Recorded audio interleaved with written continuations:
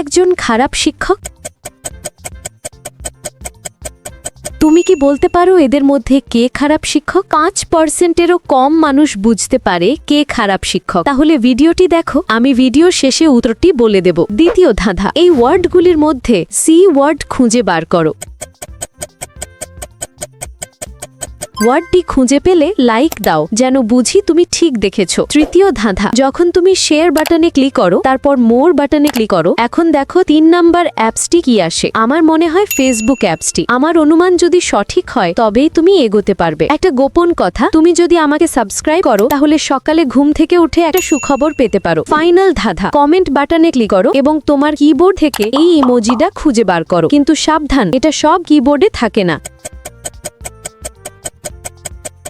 তুমি কি খুঁজে পেয়েছো? দ্বিতীয় শিক্ষক অনুপযুক্ত পোশাক পরেছে এবং শ্রেণীকক্ষে অপেশাদার আচরণ করছে, সেই খারাপ শিক্ষক।